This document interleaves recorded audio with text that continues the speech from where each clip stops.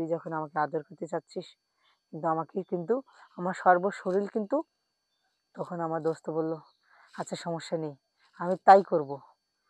পরে আমার দোস্ত আমাকে বলতেছে, দেখ আমি তুই কখনো কোনো মেয়ের। আসসালামু আলাইকুম, সবাই কেমন আছেন? আশা করি ভালো আছেন। আপনাদের মাঝে আমি একটা মজার একটা গল্প নিয়ে এসেছি। তো সবাই শুনলে অবশ্যই মজা পাবেন। তো আমার ভিডিওতে সম্পূর্ণ সবাই দেখতে থাকবেন। আমি এমন একটা মজার গল্প আপনাদেরকে আজকে শোনাবো, শুনলেই দেখবেন যে কখনো মানে বিয়ে করবেন না সে বিয়ে করতে চাইবেন, এই ধরনের কথা আজকে আমি আপনাদেরকে বলবো। তো আমি হচ্ছি রূপা, আমার বয়স হচ্ছে 18 বছর। আমার বয়স হচ্ছে 18 বছর।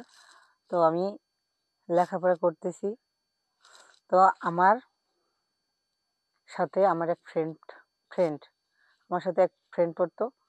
তো ছেলে ফ্রেন্ড, মেয়ে ফ্রেন্ড না।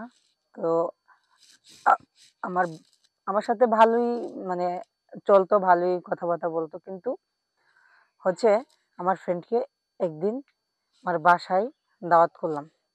বাসায় দাওয়াত করার পর আমার ফ্রেন্ড আমার বাসায় আসলো। ওই দিন আমার বাবা মা বাসায় ছিল না। আমার বাবা মা বাসায় ছিল না। আমার ফ্রেন্ড আমার বাসায় আসলো। ওই দিনকে আমার ফ্রেন্ড আমার বাসায় ঢোকার পর পরই মানে ওরকম বৃষ্টি শুরু হয়ে গেল। আমার ফ্রেন্ড যখন আমার বাসায় ঢুকছে বৃষ্টি শুরু হয়ে গেল। তো আমার দরজা তো আমি লক করা ছিল না। তো আমার পরনে শুধু ব্রা আর হচ্ছে শর্ট শর্ট প্যান্ট পরা ছিল আমার পরনে। কারণ আমি গোসল করে মানে এমনিতে বের হব, অমনি আমার ফ্রেন্ড ঢুকে পড়েছে। আমার শরীরের এরকম পোশাক দেখে আমার ফ্রেন্ড মানে কি বলবো, সে হট হয়ে গেছে। তার মেশিন দাঁড়ায় গেছে আমার শরীরে ওরকম শর্ট কাপড় দেখে। তো আমি তো বুঝতে পারি নাই যে আমার ফ্রেন্ড আমাকে দেখতেছে ওখান থেকে। লুকায় লুকায় সে দেখতেছে, আর সে নিজের হাত দিয়ে নিজের মেশিনকে কন্ট্রোল করার চেষ্টা করতেছে। তে আমি কাপড় চোপড় চেঞ্জ করে এসে বললাম যে, হাই তুই কখন আসলি? বললো যে এই তো কিছুক্ষণ আগে আসছি। তো বললাম যে তাহলে বস। পরে বসলো। আমি চা করে নিয়ে এসে দিলাম। সে চা নেয় আর হচ্ছে আমার বডি ফিঙ্গার দিক তাকায় থাকে, আর হাত তার কাঁপতাছে।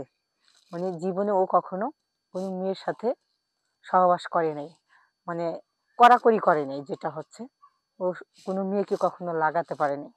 তো এ কারণে আমার ফ্রেন্ড আমাকে দেখে কাঁপতেছে, আর আমি ওর পাশে যে বসে দেখি ওর শরীর কারেন্টের মতো হয়ে আছে।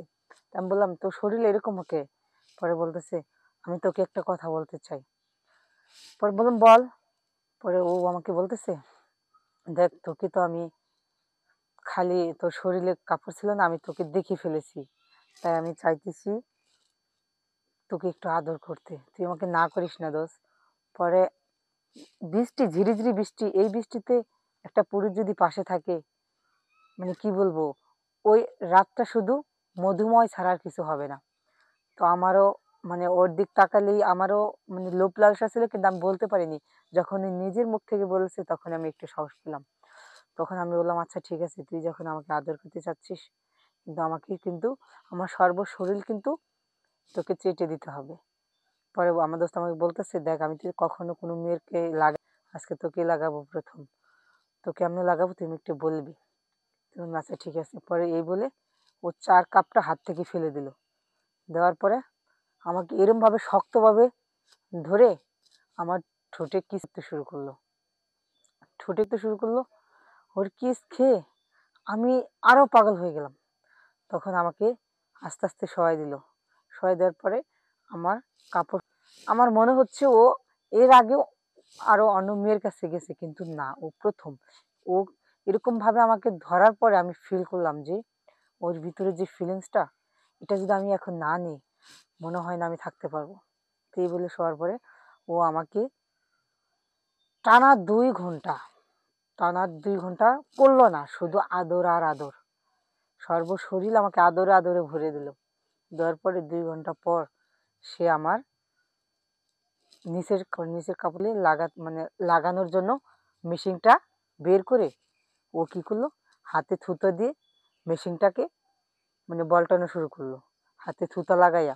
পরে আমি বললাম, কিরে তুই বলে পারস না, তুই আবার থুতাতে দেখি তোর মেশিনকে আরো উৎসাহিত করতেছোস। কয় বলিস না, আমি কেমনে করতেছি আমি নিজেও বলতে পারতেছি না। সে আমার পা দুটো কি করলো, তার কাঁধে রাখলো। আমার পা দুটো তার কাঁধে রেখে সে এমনভাবে এরকম শব্দ, বিল্ডিং এর ভিতরে শব্দ তো জানিনি কিরকম শব্দ হয়। এরকম শব্দ মানে থাপাস থাপাস শব্দ হচ্ছে। এই শব্দে আমি ওকে বলতেছি, দে, আরো দে, বেশি করে দে, যাতে আজকে আমি পাগল হয়ে যাই। ওদিকে বাইরে প্রচন্ড বৃষ্টি, বৃষ্টিতে মনে চাচ্ছে আজকে আমি পাগল হয়ে যাব। এরকম ভাবে লাগালো আমার দোস্ত, আমি মানে কখনো পরিকল্পনা করতে পারি না আমি আমার দোস্ত আমাকে এরকম লাগবে। আর ও ছোট হলে কি হবে, ওর মেশিনটা দেখে এরকম মোটা, চিকন হলে মানে চিকন না, মিডিয়াম সাইজে এরকম মেশিন পাওয়া মানে কি বলবো ভাগ্যের বিষয়। ওই মেশিনটা আমার জায়গা মতো সেট করে ওই মেশিনটা আমার সাগরে মনে করেন মানে ডুব দিতে শুরু করলো। এরকম ভাবে আমি কখনো খাইনি, এরকম ভাবে আমাকে কেউ করেনি। আমি এর আগে আরো ২টা ছেলের সাথে কাজ করছি, কিন্তু এরকম ভাবে কেউ আমাকে লাগাতে পারেনি। আমার দোস্ত আমাকে যেভাবে লাগাইছে, আমার জাম্বুরা গুলো সে টিপে টিপে আরো অনেক বড় করে দিয়েছে, লাল করে দিয়েছে আমার জাম্বুরা গুলো। তো আমার দোস্ত তখন থেকে শুরু হলো। আমার দোস্ত, আমি আর বাইরে কাজ করি না, তখন আমার দোস্ত, আমার বাবা মা যখন বাড়িতে থাকতো না, তখন আমার সেই ফ্রেন্ড এসে আমাকে প্রতিদিন লাগাতো। এই ছিল আমার জীবনের কাহিনী।